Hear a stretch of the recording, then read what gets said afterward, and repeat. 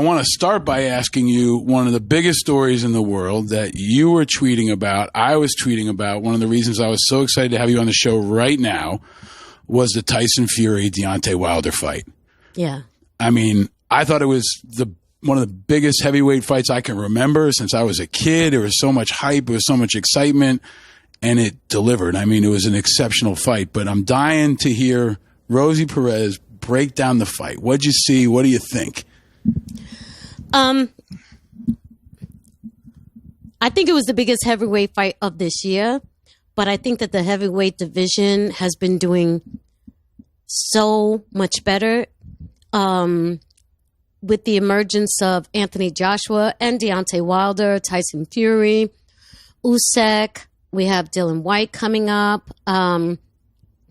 We have Andy Ruiz, who blew it.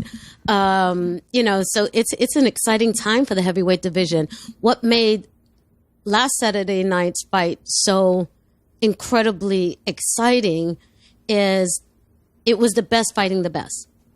It wasn't supposed to be a padded fight. There was no cherry picking. It was the best fighting the best for a rematch because the first one ended up in a split decision draw. And what I saw from the very beginning, I thought that Deontay Wilder could have won if he did an early knockout, but I stated if he doesn't do that, it might go to decision again. So the way it played out shocked the hell out of me. I just couldn't believe it. And a person who suffers from mental illness, and I'm talking about myself, not Tyson Fury, right away during the weigh-in, when I saw the pushing and shoving, I turned to my cousin Sixto. I said, Deontay Wilder just lost a fight. And he goes, no Really? way. And I said, yes way. I said, here's the thing. Most elite athletes have sports therapists because they understand that it's a mental game. Right. It's not just about your physicality. It's not just about your ability to knock somebody out. It's about how well you can remain calm and composed under pressure. Tyson Fury suffers from severe mental illness. He's been open about it, which has been a wonderful thing for people around the world. He did the hard work. He sought treatment. And what happened is that, in my opinion, because he did all that hard work, he was ready for the pressure. Yeah. And Deontay Wilder was not. You're right. And so he beat him already. Yeah. And if you saw right before they were going in, they were in each other's locker rooms, Tyson Fury was jabbing him mentally, making fun of him with his wife. Yep. When I saw Deontay Wilder too serious, too moody, too tight, leaning on his wife like that, oh, dude, you lost. You could see it. You could see it. You could see it. I said to the guys watching the fight with me, I looked over and I said, he's in Deontay's head. Mm-hmm. He's really in Deontay's head. And Deontay's not as an experienced of a boxer as Tyson is, right? Like Tyson's basically bred for this. Like I don't know how many generations of gypsy fighters, right? And he also, for him, looked fit. Right? Yeah. He came in bigger. He's already 6'9", I think. So he's gigantic. I mean, he's like a dancing bear.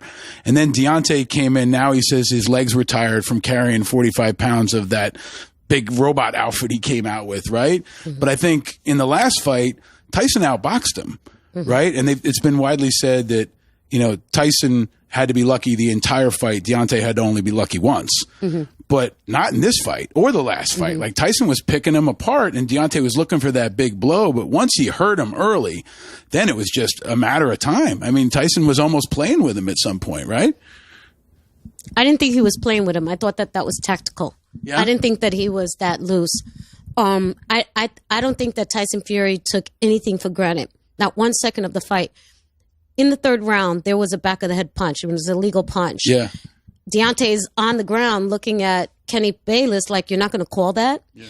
I think that that's why Kenny took a point away later on because I Right. think he felt bad about it and he was trying to catch up. And the headlocks, right? He's doing the And the headlocks and leaning on him, Yeah, which was smart for Tyson, right? To use his weight advantage, to use his size and kind of, muscle him up throughout, Right. wear him down, right? Because you could tell in the last fight, too, that Wilder got tired. Yeah. And I was sitting with somebody who hadn't been watching the fighter, and I said, Tyson's in better shape. And they said, how can that fat white guy be in better shape? I said, he's in better shape. He's in better. He can last. I said, if it goes a distance, he's going to have the advantage. Mm-hmm. And I think your point is really, really spot on, Rosie, about the mental fortitude. Mm-hmm. And I think you could really, really see it, right? Yeah. So what do you think happens now? What do you want to see next? I heard that Deontay Wilder's already executing his rematch clause. So we probably won't see Tyson Fury against Anthony Joshua maybe at the end of 2020, but probably not until 2021. If Tyson Fury and Deontay Wilder rematch does occur, we're in what month? What's February. I had to think about it, right? Yeah. I think that they should wait at least 6 to 8 months for a full recovery to happen because a broken eardrum is a very, very serious injury. Yeah. Back of the head is very, very serious. If we didn't learn anything from Pritchard Cologne, where he got hit in the back of the head 3 times, the ref didn't stop it, and he became a vegetable. Yeah. For years. And they're saying he's now just talking. I think that he really needs time to recover. Mm. And if he doesn't, the same thing's going to happen again. And I just found out that he fired Mark Breland. Did he? Yeah, he did. Wow. He did. Here's the thing, though. Tyson Fury started out as a street fighter, right? In street fighting, you have to adjust so quickly. And he became a boxer at the same time. Right. He didn't become a power puncher initially. He didn't become a slugger initially. He became a boxer who was formerly a street fighter. Therefore, what happens is that means that man can take direction. So when everyone doubted that he switched teams, right. I was like, I don't know, because he's smart enough to adjust, right? Jon Snow of Trinity Boxing Gym, he's my trainer. He always says, we see new prospects come in all the time. And he goes, oh, boy. He sees somebody training a couple of weeks. He goes, his trainer got to get him out of that. And I said, what do you mean? He says, every initial bad habit you develop on day one when you are training to become a champion elite level boxer, if you don't break it immediately, it will stay with you for the rest of your career. Mm.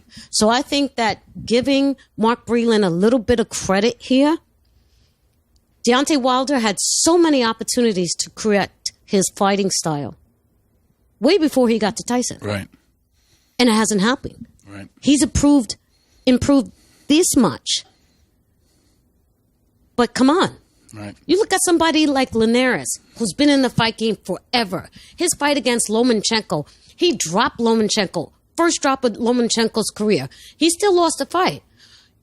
Linares' next match, he destroyed the guy because he learned. He learned quickly, and he's an aging fighter.